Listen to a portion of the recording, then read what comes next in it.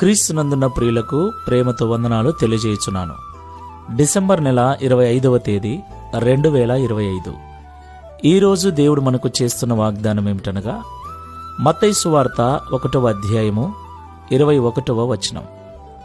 ఆమె యొక్క కుమారుని కనును తన ప్రజలను వారి పాపముల నుండి ఆయనే రక్షించును గనుక ఆయనకు యేసు అను పేరు పెట్టుదువనెను. ఆమెన్. నా ప్రియమైన సహోదరి సహోదరులారా, ఈ మాటలు వింటున్న మీకందరికీ మొదటగా మన ప్రభువైన యేసుక్రీస్తు నామములో క్రిస్మస్ శుభాకాంక్షలు తెలియజేయుచున్నాను. పోయిన సంవత్సరము నుండి ఈ సంవత్సరం వరకు మనల్ని సజీవుల లెక్కల్లో ఉంచిన దేవదేవునికే సమస్త మహిమ ఘనత ప్రభావములు కలుగునుగాక. ఆమెన్.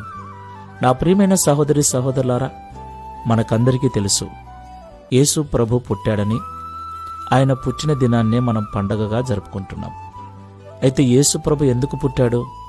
వాక్యం ఇలాగూ సెలవిస్తుంది, తన ప్రజలను వారి పాపము నుండి విడిపించుట కొరకు, రక్షించుట కొరకు పుట్టాడు.